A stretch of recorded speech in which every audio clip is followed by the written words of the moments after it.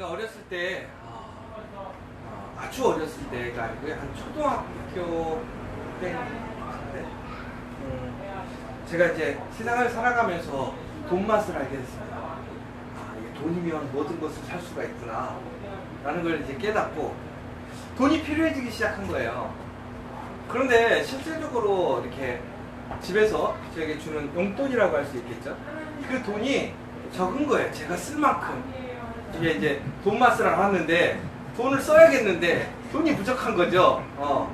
그래봤자 뭐 그 나이에 얼마나 쓰겠어요. 한 1,000원씩 쓰겠지. 근데 1,000원씩이면 그 시대에는 되게 큰 돈이에요.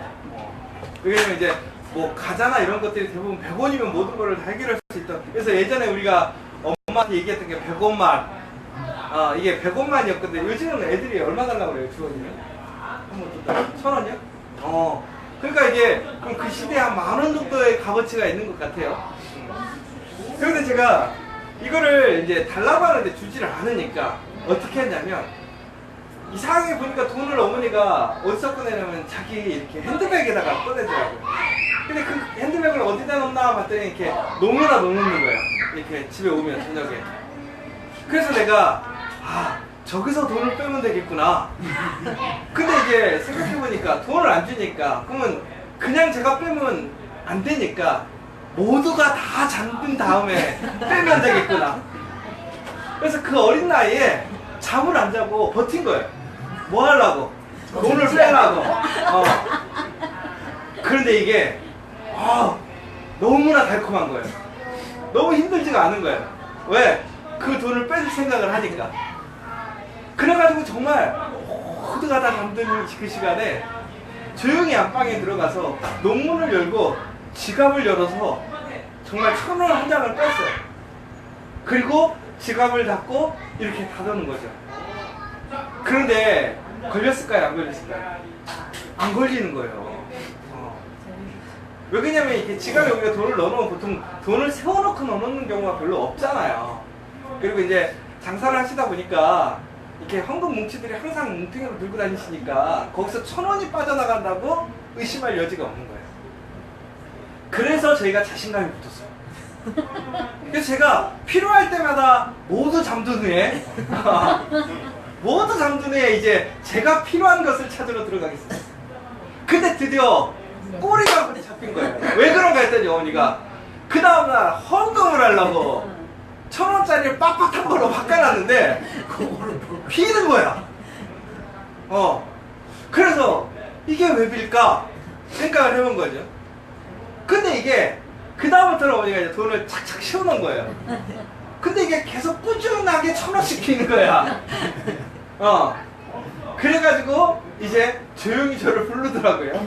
그러더니 너 뭐했니? 물어보는 거예요. 그래서 제가 뭐라 했냐면 내가 돈을 1,000원씩 뺐었다고. 그래서 그날 무지 혼났어요.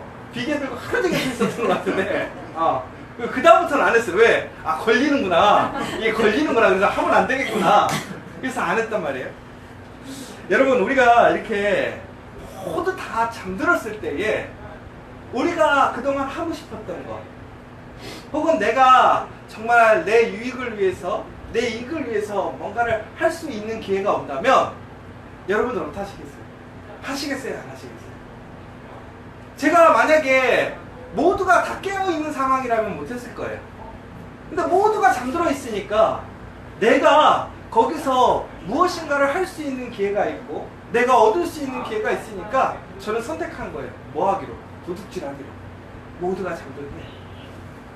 여러분, 만약에 여러분들에게 그런 기회가 온다면 이건 하나의 예인뿐인데요, 정말 아무도 알아채지 못하고 인식하지 못했다, 여러분들에게 뭔가 유익을 얻을 수 있고 그런 기회가 온다면 여러분들은 어떤 행동을 하시겠어요? 오늘 다윗을 보니까 다윗은요, 오늘 다시 사울과 대면합니다. 근데 그 대면의 모습이 지난번 동굴에서 사울이 뒤를 보기 위해 들어왔다가 대면했던 그 상황과 매우 비슷한 상황인데 오늘은 더 완전한 상황이라는 거죠. 그때는 사울이 비록 무방비 상태였고 보이지 않는 상황이었고 그가 마음을 편안히 놓고 있는 상황이었지만 그는 분명히 의식이 있던 상황이었어요. 그런데 오늘은 사울이 의식이 없어요. 그 사울을 지켜주는 그 모든 사람들 또한 의식이 없어요. 너무나 피곤해서 곤히 잠들어 버렸어요. 그런데 바로 그때 다윗이 그 사울의 자리에 서게 됩니다. 그리고 그 앞에는 사울이 자기를 지켜줄 거라고 생각하는, 그리고 항상 자신의 분신이라고 생각하는, 가장 중요하게 생각하는 창을 꽂아놓고 잠을 자고 있는 거예요.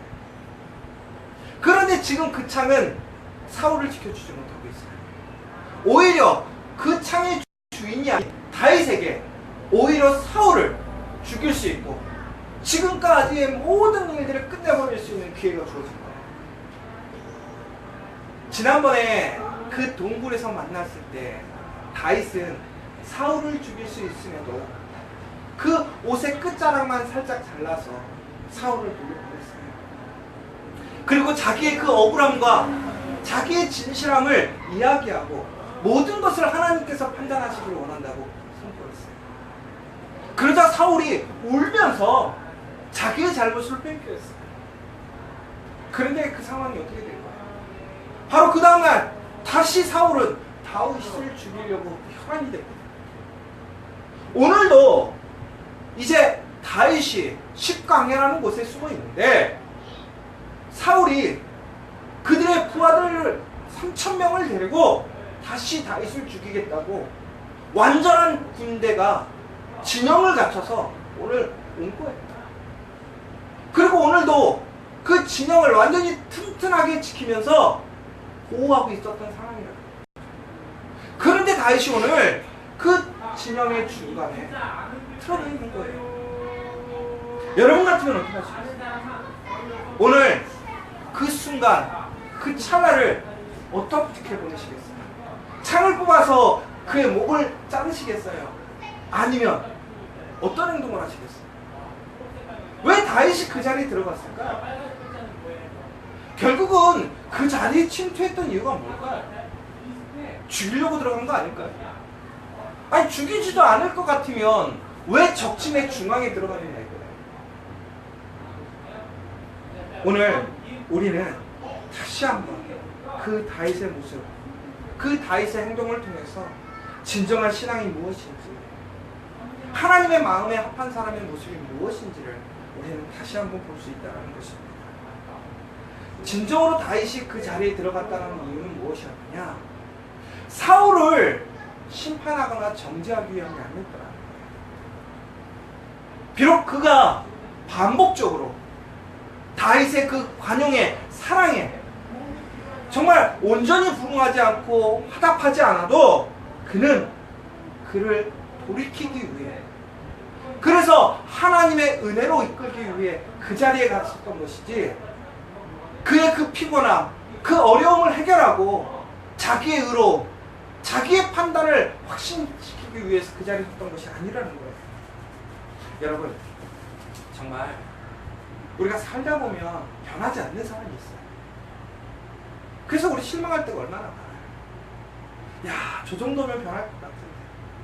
야, 저 정도면 이제는 사람 구실할 것 같아.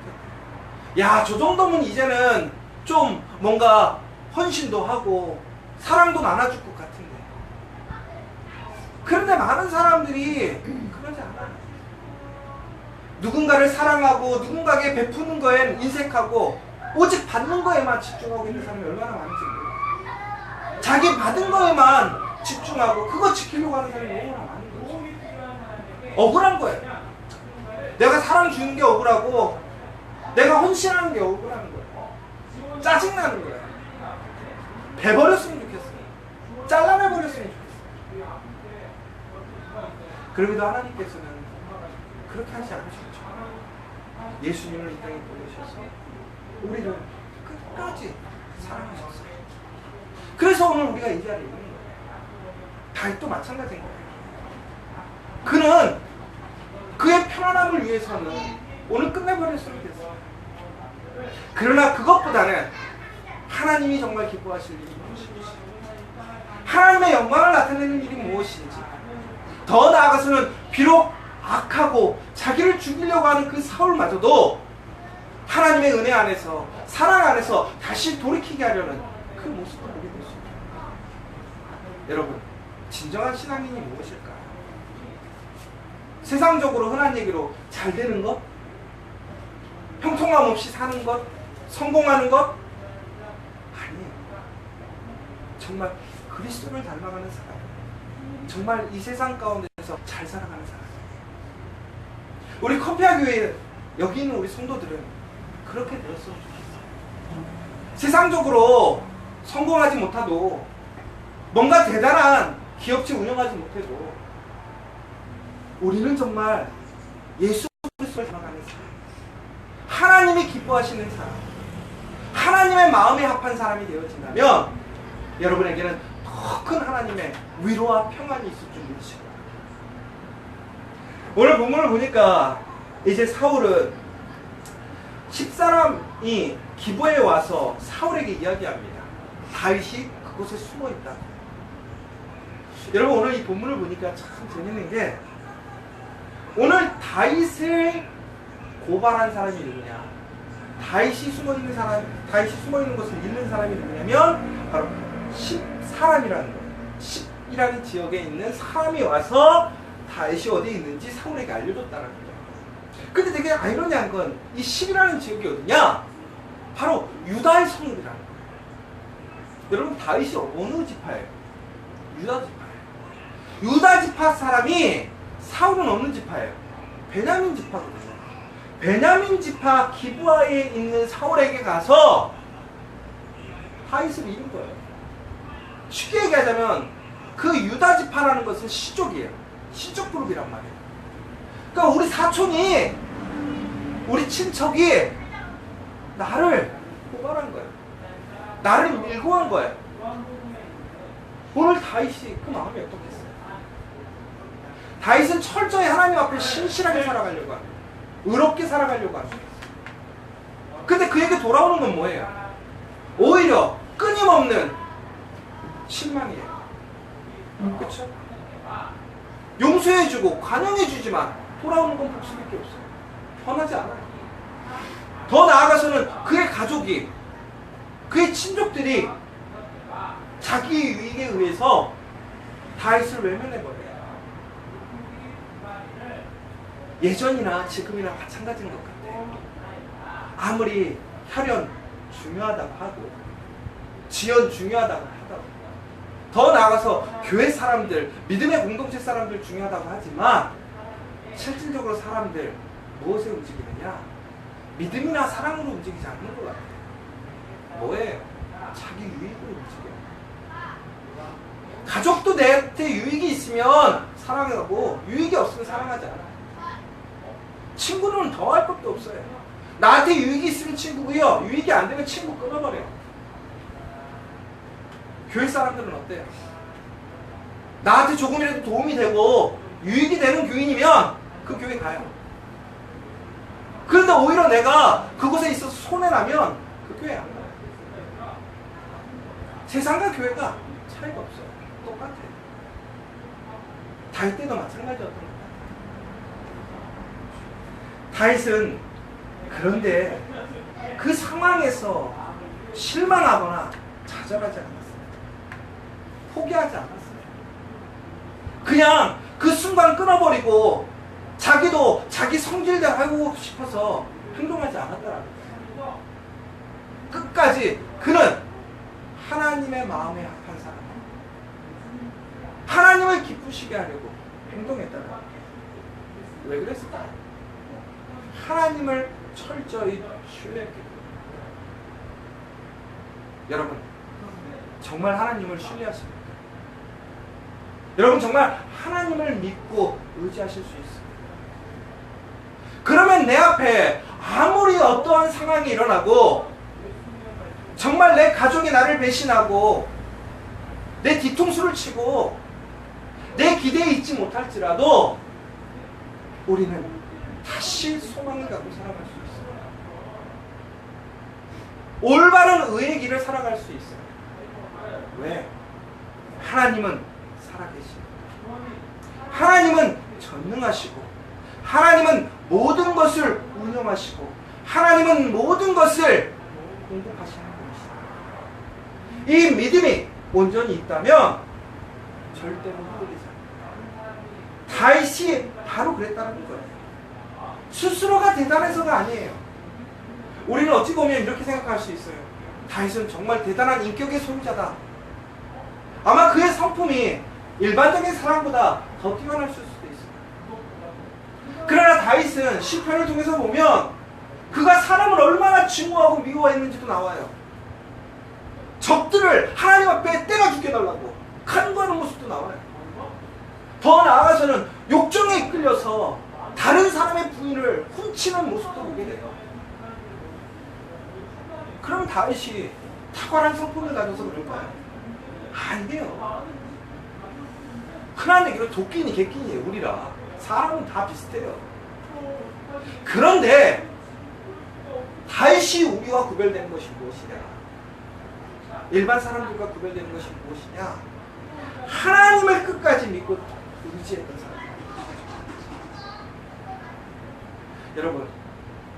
여러분들이 말씀으로 이렇게 열심히 살아갈 때에 일이 잘 안 풀리고 더 힘들어지면 좀 억울한 마음 안 들어요? 들죠? 여러분이 왜 안 들겠어요? 나도 드는데. 내가 목사인데도 내가 좋아서 목사했고 교회를 섬기는데도 어쩔 때는 너무나 힘들고 억울하고 화날 때도 있어요. 근데 여러분, 그런데 그것이 내가 그것 때문에 화나고 짜증나고 억울하다면 그것 또한 교회인 거예요. 더 나아가서는 철저히 하나님을 신뢰하고 의지하고 믿는 사람이 아니에요. 하나님을 철저히 신뢰하고 믿는 사람이라는 것은 어떠한 상황이든 어떠한 순간이든 그 상황에 그 모습 속에서 기뻐하고 즐거워하는 것이 아니라 오직 하나님으로 인하여 기뻐하고 소망을 갖는 사람이기 때문입니다. 오늘 다윗은 오늘 우리에게 다시 한번 그 모습을 보여주고, 여러분 어떠한 상황 속에서도 어떠한 순간에서도 감사할 수 있는 것이 진정한 믿음의 삶이에요. 어떠한 순간에서도 소망을 가질 수 있는 게 그리스도인이고 믿음의 사람이라는 거예요. 여러분 지금 힘들고 지치고 피곤할지라도 소망을 가지시라는 거예요. 왜? 하나님이 여러분과 함께 하신다는 걸 믿으세요. 전적으로 하나님의 마음에 합한 사람이 되기 위해 힘쓰십시오. 그러면 정말 하나님의 능력이 될 거예요. 우리 커피와 교회가 정말 크게 부흥했어요? 뭔가 대단한 일을 했어요? 그렇진 않아요. 그러나 우리가 그런 소망을 갖고 살아가요. 우리가 한 칸에서 두 칸 넓히고 두 칸에서 세 칸 넓혀가요. 지금도 너무 벅차요. 힘들어요. 우리가 능력 있어서 하는 거 아니잖아요. 우리가 믿고 의지할 수 있는 건데 하나님이 일하시면 가능한 거예요. 하나님이 일하시지 않으면 여기에 재벌 사람 10명 앉아있어도 무슨 얘기로 이 교회 감당 못해요. 그러나 정말 우리가 빈약하고 연약해도 우리가 가진 것이 없어도 하나님을 믿고 의지하고 그 하나님의 말씀으로 나아가면 이거보다 더 큰 사이즈도 무슨 얘기로 옆에 있는 건물도 우리가 감당할 수 있는 게 왜? 누가 주체냐라는 것이죠. 여러분 상황이 나를 자꾸 실망시키고 힘들게 하더라도 절대로 거기에 대해서 여러분 낭망하지 마십시오. 소망을 가지시고 우리의 온전한 모습을 지켜가십시오. 26장 2절부터 또 4절까지의 말씀을 보면 이제 그 사울이 일어나서 다윗을 찾으려고 그 이스라엘의 3,000명의 군사와 함께 식강가로 내려가는 내용이 있습니다. 그러면서 이제 다윗은 이제 그 사울이 그곳에 다다른 것을 알게 됩니다. 그러면서 이 사울과 그 군대들이 그곳에 다다르고 나서 매우 피곤한 사형이었음을 보여주게 됩니다. 왜 그러냐면 여러분 잘 아시는 것처럼 다윗을 치료했을 때 블레셋이 쳐들어왔어요. 그래서 블레셋을 잡으러 갔다가 또 다윗이 있다고 그러니까 다윗을 잡으러 왔다가 또 갔다가 또 오늘도 다윗이 어디 있다고 그러니까 또 왔어요. 그러니까 결국 무슨 사울과 그 군대는 쉬는 시간 없이 바울을 잡지도 못하고 항상 에너지 낭비하고 정말 너무나 지친 상태로 계속 다니는 거예요. 얼마나 힘들겠어요. 그래서 오늘 그 군대들이 이제 다윗을 잡으러 와서 중간 지점에서 진을 치고 잠이 든 거예요. 그런데 여러분 한번 보세요. 오늘 사울이 다윗을 잡으러 온 그 군대의 모습을 한번 좀 생각을 해보세요. 어떤 모습이에요? 3,000명의 군대가 진을 짰어요. 그리고 그 가운데 또 사울이 안식하는 집을 아주 철두철미하게 지켰어요. 개미 새끼 한 마리 들어올 수 없는 거예요. 그리고 웬만한 적들도 지금 그 위험을 보면 상대할 수 없는 거예요. 그런데 한번 보세요. 오늘 누구를 상대했어요? 사울이. 다윗을 상대하고 나왔어요. 다윗이 누구예요? 사울의 입장에서 보면 자기의 왕자를 뺏어갈 도둑놈이에요. 그 다윗을 쫓아다니는 600명은 뭐예요? 그 동네의 모든 온갖 지저분한 도둑놈들이 모인 거예요. 그럼 쉬운 얘기로 알리바바 40인의 도둑이 아니라 다윗과 600명의 잡도둑들이에요. 그런데 그 잡도둑놈을 잡으려고 3,000명의 군사를 이끌고 그렇게 군사적인 위험을 갖춰서 또 와서 자기들이 휴식을 취할 때도 그렇게 경계하면서 쉰다라는 게 말이 돼요? 이건 넌센스예요. 상식적으로 이해가 안 돼요. 그럼 이건 무슨 얘기예요? 비록 세상적으로 보면 사울이 더 강력한 무기를 갖고 있고 강력한 군대가 있어요. 세상적으로 그는 이미 세상적인 권세와 권위를 가지고 있어요. 그럼에도 그는 누구를 두려워하는 거예요? 다윗을 두려워하는 거예요. 도둑놈 다윗을, 그 오합지졸 600명의 사람을 두려워서 그렇게 단단하게 진영을 치고 들어왔다는 거예요. 여러분, 하나님과 함께하는 사람이 이렇게 무서워져요. 세상 사람들이 아무리 자기의 힘이 있고 능력이 있어도 하나님의 사람을 감당할 수 없어요. 더 신기한 것은 여러분, 사울이 아까쯤에도 말씀드렸지만 잠을 잘 때 뭘 꽂아놨다고 그랬죠? 창을 꽂았다고. 이 창이라는 것은요, 사울에게 어찌 보면요, 떼려야 뗄 수 없는 도구인 거예요. 왜? 사울이 가장 잘하는 게 뭐냐면 싸움이거든요. 그럼 싸움에 나갔을 때 뭘 들고 나갔을까요? 창을 들고 나갔었죠. 결국은 사울이라는 사람이 그가 왕으로서의 정체성을 갖는 것은 결국은 창을 통해서 얻는다는 걸 볼 수 있어요. 사울은 하나님이 기름 부으셔서 하나님이 세우셨어요. 그런데 사울은 하나님을 신뢰하지 못해요. 하나님을 믿지 못하고 하나님의 마음에 합당하게 살지 못해요. 그러자 그가 의지했던 게 뭐예요? 창이라는 거예요. 창으로 왕의 자리를 지켰어요. 자신의 능력을 나타냈고 자신의 꿈을 펼쳤어요. 그리고 그 창으로 장의 왕의 자리를 지켜가고 있어요. 그러면서 그 창으로 자기의 문제가 되거나 근심이 되는 것을 어떻게 했어요? 해결했어요. 그래서 어떻게 했어요? 다윗에게 창을 몇 번이나 던졌어요? 2번이나 던졌어요. 더 나아가서는 자기 아들 요나단이 자기의 뜻에 그 왕자의 관심을 갖지 않으니까 그 아들에게도 창을 던져버려요. 또 전국적으로 오늘 잠을 자는 그 자리에도 창으로 자기를 지켜주기를 소망하면서 꽂아놓고 있어요. 그러나 여러분, 그 창이, 그렇게 믿고 의지했던 창이 사울을 지켜줍니까? 오늘 오히려 자기의 목숨을 빼앗갈 도구가 되어서 그는 인식도 못하고 깨닫지도 못하는 상황에서 놓여있게 되는 거예요.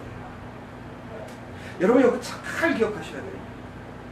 우리가 하나님이 아닌 다른 것을 이렇게 창으로서 여기고 나의 꿈, 나의 소망, 나를 지켜주는 것이라고 인정하고 살아가다 보면 결국에는 그것이 나에게 부메랑으로 돌아오는 거예요.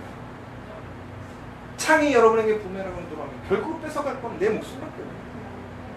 그러나 하나님을 의지하고 믿는 가운데 부메랑으로 돌아오는 것은 뭐냐? 하나님의 신실하신 사랑과 은혜라는 거예요. 하나님의 능력이라는 거예요. 여러분, 뭘 믿고 의지해요? 세상의 창이냐? 아니면 세상의 돈이냐? 혹은 여러분들이 믿고 있는 그 무엇이냐? 아니라는 거예요. 그 어떤 것도 여러분 지켜줄 수 없고요. 잠시나마 조금 편하게 해줄 수 있어요. 잠시나마 힘 있어 보이게 해줄 수도 있어요. 그러나 여러분, 우리가 얼마나 나약한 줄 아세요? 여기 있는 여러분들 오늘은 다 경건하죠. 근데 이 가운데 정말 우리가 내일부터 못 만날 수 있는 사람도 있어요. 그렇게 우리는 연약한 사람이에요. 그런데 우리를 지켜주고 의지해줄 수 있어요. 우리를 보호해줄 수 있는 분은 누구예요? 하나님밖에 없다는 거예요. 오늘 이 사건에 앞서서 다윗은 이제 그 사울이 그에게 다가오는 것을 보고 그 진영에 들어갑니다. 아까도 말씀드렸지만 그 진영에 들어갔던 이유는 결론적으로 그 사울을 죽이려고 했던 것이 아니라 그를 돌이키려는 거예요. 다시 그가 하나님의 자리로 돌아가기를 소망하기 위해 그 자리로 갔어요. 그래서 결국에는 그가 그 자리에서 가져온 것은 사울의 목이 아니라 뭐였어요? 물통. 그죠? 그런데 그에 앞서서 그가 이제 그 사울의 진영에 들어가기 위해서 사람들에게 얘기를 합니다. 그렇죠? 뭐라고 그러냐면 이에 다윗이 햇사람 아히멜렉과 26장 6절에 보면 수르야의 아들 요압의 아우 아비새에게 물어 이르되 누가 나와 더불어 진영에 내려가서 사울에게 이르겠느냐 하니 아비새가 이르되 내가 함께 가겠나이다 라고 얘기를 했단 말이에요. 자, 오늘 다윗이 사울의 진영으로 들어갑니다. 근데 이거는 진짜 상상을 할 수 없는 거예요. 그게 정말 일반적인 사람이 아닌 거죠. 죽이러 들어간 것도 아니고 그 사람을 돌이키기 위해서 그 위험을 무릅쓰고 들어가려고 하는 거예요. 그러면 다윗은 그렇다 치자 이거예요. 근데 다윗이 참 아이러니하게 혼자 가기가 왜 뭐 했는지 모르겠지만 같이 가자고 그러는 거예요. 여러분 어떠시겠어요? 죽은 구덩이로 들어가는 거 뻔히 보이는데 같이 가자고 하지. 여러분 즐거우시겠어요? 내가 호영이에게 죽은 구덩이로 같이 들어가자 그러면 우리 호영이가 이게 목사님이 맞나? 이럴 거란 말이에요. 그쵸? 나를 보호해주고 나를 살려줘야지 왜 나를 죽이려고 그래? 근데 아마 오늘 다윗이 두 사람이 가장 믿음스러운 사람이었던 것 같아요. 아히멜렉과 아비새라는 두 사람이에요. 그런데 오늘 먼저 보시면 햇사람 아히멜렉이라는 것이 먼저 나오고 그 다음에 아비새라는 사람이 두 번째 나옵니다. 그러면 다윗의 관점에서 봤을 때 좀 더 의지하고 믿었던 사람이 누구냐? 아히멜렉인 것 같아요.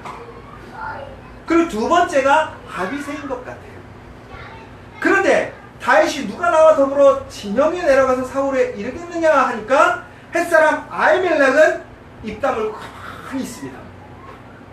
그러자 이 아비새라는 사람이 내가 함께 가겠다라고 얘기를 하고 있어요.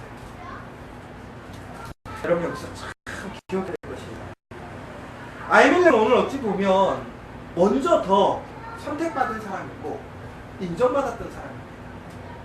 더 하나님의 일에 혹은 다윗의 일에 쓰임받던 사람이었던 것이죠. 그런데 오늘 그는 그의 부름에 침묵합니다. 중국에는 어떻게 되는지 아세요? 이제 그는 성경 속에 이름이 나오지 않습니다. 그런데 아비새는 1인자가 아니었어요. 2인자도 아니었어요. 3인자였어요. 그런데 그 부르심의 순간에 참여합니다. 그러자 그는 하나님의 그 귀한 사람, 다윗의 그 용맹스러운 그 하나님의 마음에 합한 행위에 참여한 존귀한 사람으로 이름이 났게 됩니다. 여러분, 우리가 하나님의 그 부르심에 참여한다는 것 어찌 보면 매우 큰 영광입니다. 사도 바울은 스스로를 사도라 불렀습니다. 지금 로마서가 큐티하고 있죠. 그런데 그 사도라는 사람의 그 어원을 보자면 그 사도라는 것은 부르심을 받은 사람이에요. 그러니까 바울은 자기가 가장 영광스러운 칭호로 뭐라고 썼냐면 자기를 사도라고 불렀는데 그 사도라는 게 뭐냐면 하나님께 부름을 받은 사람이라는 거예요. 그러니까 사울이 가장 영광스러운 이름으로 선택했던 게 나는 하나님의 부르심을 받은 사람이야 하겠다는 것이죠.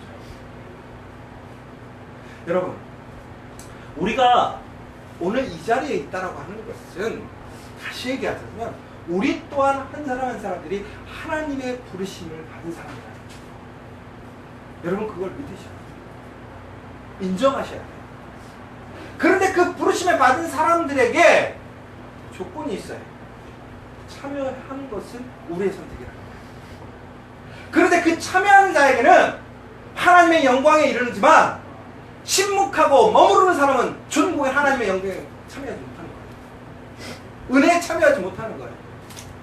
더 나아가서는 하나님이 주신 기회를 얻지 못하는 거예요. 여러분, 하나님께 맨날 간구하시죠. 나에게 더 큰 복을 달라. 부르심에 참여하십시오. 침묵하고 머물러 있지 말라는 거예요. 참여하면 하나님의 놀라운 섭리 가운데 그 은혜를 경험할 수 있다는 거예요. 오늘 이 본문들을 좀 보면서 다시 한번 제가 이제 로마서도 큐티하면서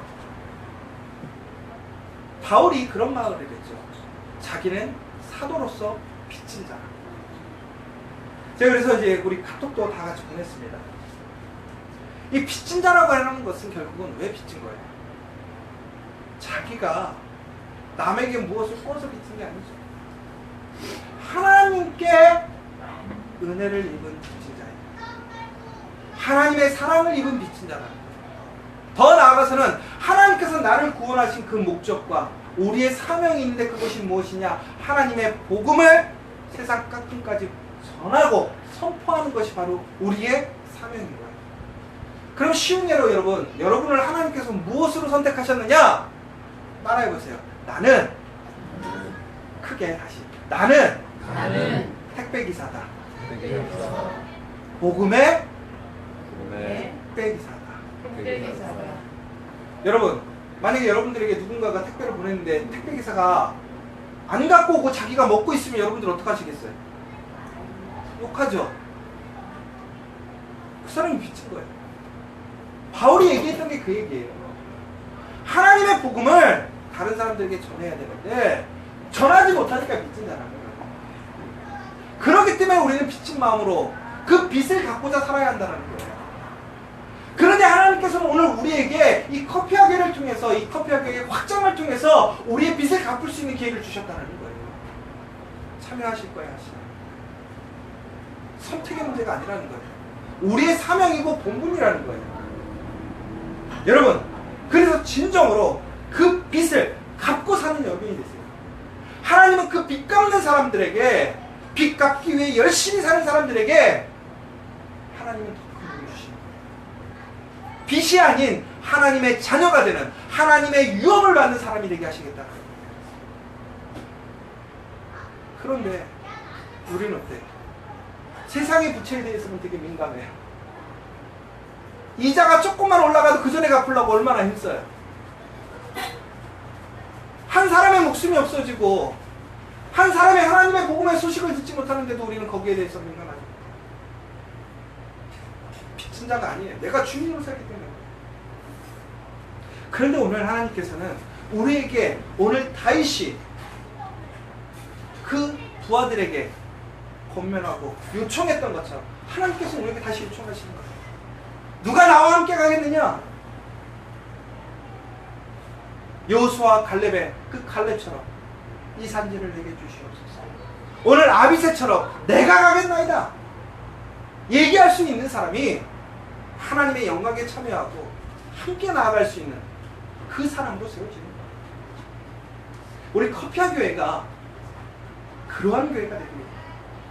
여기 있는 여러분들이 그러한 사람이 되기로 원해요. 그래서 여러분들 정말 부르심에 참여해서 용기 있는 사람이 되시기를 원합니다. 할 얘기 너무 많은데 줄여야겠습니다. 오늘 본문이 너무나 할 얘기가 많은데, 마지막으로 다윗과 아비새가 이제 그 안에 들어갑니다. 그런데 아비새가 지난번에 사울이 동굴에 들어왔을 때 그곳에 있던 무리들이 하나님이 주신 기회입니다, 죽입시다. 아비새도 오늘 그러죠. 하나님이 사울의 목숨을 내게 줬습니다. 한 칼이면 끝낸다는 거예요. 그리고 한 칼이 끝내야 된다는 거예요. 근데 다윗이 말려요. 왜? 하나님께서 기름 부은 사람이다. 하나님께서 그를 해하지 말라고 말씀하셨다. 그러므로 말씀을 지켜야 된다. 내 유익보다 말씀을 지키기 위해 말씀으로 살아가는 사람이 하나님의 영광에 참여하는 사람이에요. 우리 커피아 교회 여기 있는 여러분들이 어떤 사람이 되어야 되느냐? 말씀으로 살아내는 사람이 되어야 돼요. 세상이 너무나 어렵고 내 상황이 힘들지라도 그 말씀으로 살아내는 사람이 되셔야 돼요. 말씀을 증거하고 말씀의 표본의 삶이 되는 여러분이 되셔야 돼요. 그러면 어떻게 되느냐? 바로 그때 이후에 하나님의 역사가 시작되는 거예요. 무슨 얘기냐면 오늘의 전체적인 이야기의 결론이 뭐냐면요, 이제 광야 생활의 마지막 부분이에요. 이제 오늘 이후에 사울이 죽습니다. 드디어 다윗이 하나님께서 세우신 왕이 되어 하나님이 말씀하시는 하나님의 심판을 통해서 순리대로 아름답게 다윗이 왕이 되는 모습을 봐요. 그런데 다윗은 이 광야에서 철저히 말씀으로 살아가는 모습을 증명했어요. 그러자 그는 하나님의 약속의 자리로 가는 거예요. 여러분 이걸 기억하세요. 광야에서 말씀으로 살아가는 모습이 되셔야 돼요. 풍요롭고 안정적인 삶이 아니라 광야라는 거예요. 광야가 어떤 곳이에요? 생존 본능이 일어나는 거예요. 이기적이 될 수밖에 없어요. 나를 지켜야 되니까. 그럼에도 나마저도 내려놓고 하나님의 말씀으로 살아내는 사람이 하나님의 영광에 참여하고 하나님이 쓰시는 사람이 되는 것을 보게 됩니다. 여러분의 삶이 지금 광야이십니까? 기회예요. 말씀으로 살아내세요. 우리 커피아 교회의 상황이 광야예요. 말씀으로 살아내는 우리 커피아 교회가 돼야 될 거예요. 그러면 하나님의 선하고 놀라운 일들이 바로 우리 눈앞에 있는 거예요. 사랑하는 여러분, 모두 잠든 후에 내 욕구, 내 마음대로 살아가는 것이 아니라 정말 철저히 하나님의 말씀대로 살아내는 여러분과 우리 커피아 교회가 되기를 간절히 소망합니다.